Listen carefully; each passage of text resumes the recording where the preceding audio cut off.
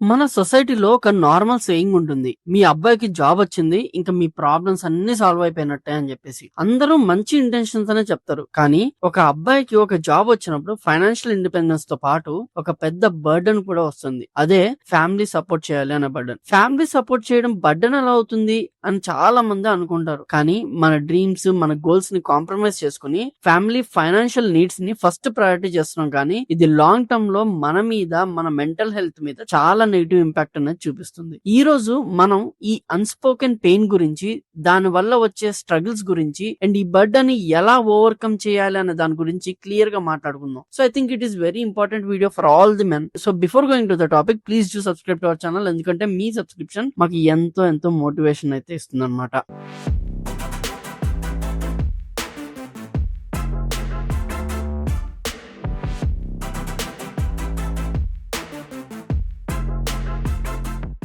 మన సొసైటీలో ఒక అబ్బాయిని ఒక ఎర్నర్ గా చూస్తారనమాట, ఒక ప్రొవైడర్ గా చూస్తారు. ఈ పర్సెప్షన్ వల్ల చాలా మందికి ఒక గిల్ట్ ఫీలింగ్ ఉంటుంది. నేను జాబ్ చేస్తున్నాను కాబట్టి నేను ఇంటికి సపోర్ట్ చేయాలి అని అందరూ అనుకుంటారు, విచ్ ఇస్ కరెక్ట్. కొంతవరకు ఫ్యామిలీకి బర్డెన్ మొత్తం ఒకరి మీద ఉంటే ఆ ఫ్యామిలీ ఫైనాన్షియల్ గా గ్రో అవ్వలేదు కాబట్టి మీరు సపోర్ట్ చేయాలి. ఈవెన్ కొంతమంది గర్ల్స్ కూడా సపోర్ట్ చేస్తూనే ఉంటారు. వాళ్ళ నెసెసరీస్ అండ్ వాళ్ళు ఇంటికి ఎంత కాంట్రిబ్యూట్ చేయగలరో కమ్యూనికేట్ చేయకుండా ఒక ప్రెషర్ తీసుకోవడం రెడీ అయిపోతారు అనమాట. ఇక్కడ కొన్ని పెయిన్ పాయింట్స్ అయితే అబ్బాయిలు ఫేస్ చేస్తుంటారు. First thing, parents sacrifice. మన పేరెంట్స్ మన కోసం చాలా సాక్రిఫైస్ చేశారు. మన ఇంజనీరింగ్ ఫీ, కాలేజ్ ఫీజ్ అని చెప్పేసి వాళ్ళ సేవింగ్స్ ని మన కోసం స్పెండ్ చేశారు. సో మనం ఒక జాబ్ వచ్చినప్పుడు వాళ్ళ సాక్రిఫైసెస్ ని రీపే చేయాలని మనకు కూడా అనిపిస్తుంది. Second thing, cultural expectations. ఒక అబ్బాయి ఒక ఫ్యామిలీ హెడ్ లాగా ఉంటాడు అని ఒక ఎక్స్పెక్టేషన్ అయితే ఉంటుంది. చెల్లి పెళ్లి, ఫ్యామిలీ లోన్స్, ఇంట్లో మెడికల్ ఎమర్జెన్సీస్ అన్ని కూడా అబ్బాయి మీదకే వెళ్తాయి. ద మ్యాన్ ఐడెంటిటీ, ఇది థర్డ్ థింగ్. వాళ్ళ సెల్ఫ్ వర్త్ అండ్ ఐడెంటిటీ వాళ్ళ ఎర్నింగ్ కెపాసిటీస్ మీద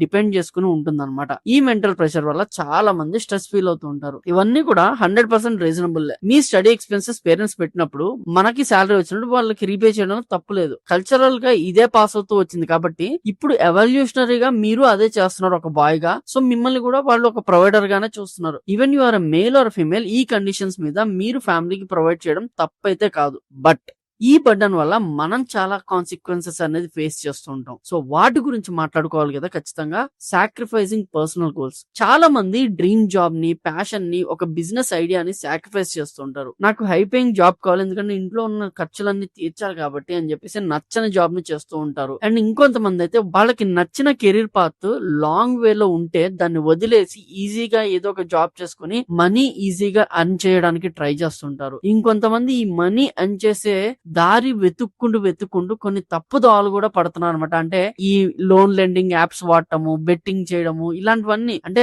బెట్టింగ్ చేయడం ఒక వ్యసనమో కాదో కానీ అది స్టార్ట్ చేసేది మాత్రం ఒక అవసరంతోనే. ఆ అవసరం మేబీ ఇంట్లో వాళ్ళకి ఇవ్వచ్చనో, లేకపోతే పెళ్ళైనాక పిల్లలకి ఇవ్వచ్చనో, ఏదో ఒకటి సమ్ ఫైనాన్షియల్ బర్డెన్ తో స్టార్ట్ చేస్తుంటారు. Second thing, financial stress and zero savings. Me salary అంతా ఇంటికి వెళ్ళిపోతుంది. ఒక బైక్, ఒక హోమ్, ఒక ఫ్యామిలీ కోసం సేవింగ్స్ ఏమీ ఉండవు. ఎమర్జెన్సీ సిచ్యువేషన్ లో యూ ఫీల్ హెల్ప్లెస్. మీరు ఒకరే ఇంట్లో అర్న్ చేస్తే మొత్తం ప్రెషర్ మీ మీద పడుతుంది. And third thing, mental health impact. ఈ ఫైనాన్షియల్ బర్డెన్ వల్ల స్ట్రెస్, యాంగ్జైటీ అండ్ డిప్రెషన్ కి గురవుతూ ఉంటారు. ఎప్పుడు డబ్బు గురించి ఆలోచించాలి. ఒకవేళ జాబ్ పోతే నెక్స్ట్ మంత్ శాలరీ ఎక్స్పెన్సెస్ ఎలా పే చేయాలి, ఎమర్జెన్సీ ఫండ్స్ కూడా ఉండవు. ఏదైనా మెడికల్ ఎక్స్పెన్సెస్ వస్తే, మెడికల్ ఎమర్జెన్సీస్ వస్తే మొత్తం ఉన్నది మొత్తం ఊడ్చి ఇవ్వాల్సి వస్తుంది అనే భయం ఎప్పుడు కూడా వెంటాడుతూనే ఉంటుంది. And fourth thing, relationship suffer. ఈ ప్రెషర్ వల్ల మీరు మీ పార్ట్నర్ తో, పేరెంట్స్ తో అండ్ ఫ్రెండ్స్ తో టెన్షన్ లో ఉంటారు.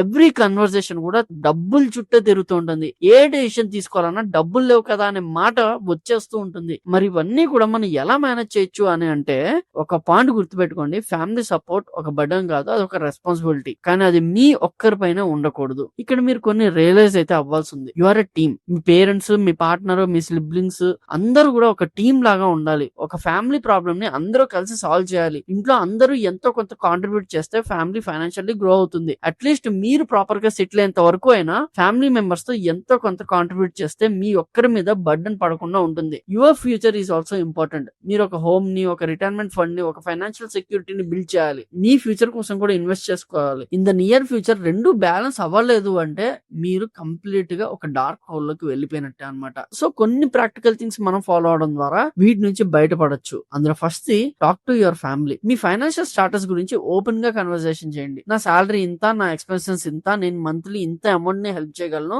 అని ముందే చెప్పండి. రీజనబుల్ గా ప్రొవైడ్ చేస్తే మాక్సిమం ఒప్పుకుంటారు. అంతేగాని మీరే మొత్తం ఇవ్వాలి అని చెప్పేసి బర్డెన్ తీసుకుని మెంటల్ ప్రెషర్ అయితే ఫెయిల్ అవ్వకండి. Second thing budgeting. మీ సాలరీని బడ్జెట్ చేస్తే క్లియర్ గా ఉంటుంది. మీ ఎక్స్పెన్సెస్, సేవింగ్స్ అండ్ ఇన్వెస్ట్మెంట్స్ ని సపరేట్ చేయండి. ఫ్యామిలీ సపోర్ట్ ని కూడా బడ్జెట్ లో యాడ్ చేయండి. Third thing encourage financial independence. మీ సిబ్లింగ్స్ కి, పేరెంట్స్ కి కూడా ఫైనాన్షియల్ ఇండిపెండెన్స్ ని ఎంకరేజ్ చేయండి. స్మాల్ బిజినెస్, ఆన్లైన్ కోర్సెస్ ఇలాంటి ఐడియాస్ ఉంటే చెప్పండి. లేదు నువ్వు ఆన్లైన్ లో ఏదైనా చేయగలను అనుకుంటే వాళ్ళకి నేర్పించండి. ఇలాంటి ఒకటి వాళ్ళకి నేర్పించడం ద్వారా మీరు వాళ్ళకి హెల్ప్ చేసినట్టు ఉంటది, మీ మీద కూడా బర్డెన్ అనేది తగ్గుతుంది. అండ్ తర్వాత వచ్చేసి building an emergency fund. First ఒక ఎమర్జెన్సీ ఫండ్ ని బిల్డ్ చేయండి. 6 months ఎక్స్పెన్సెస్ ని సేవ్ చేయండి. అదొక సేఫ్టీ నెట్ లాగా మీకు చాలా చాలా హెల్ప్ చేస్తుంది. And final thing invest in your skills. Me skills ని ఇంప్రూవ్ చేసుకోండి. High paying job will give you more income and you will be able to give more support to your family. అంతేగాని ఇప్పుడున్న job చేసుకుంటూ చదువుకోలేక ఎటువంటి skill మీద invest చేయకపోతే మీరు అదే పొజిషన్ లో ఉంటారు. మీరు ఫ్యామిలీకి అంతే హెల్ప్ అయితే చేయగలరు అనమాట. సో ఇది గుర్తుపెట్టుకోండి. మీ మెంటల్ హెల్త్ ని, మీ ఫైనాన్షియల్ గోల్స్ ని,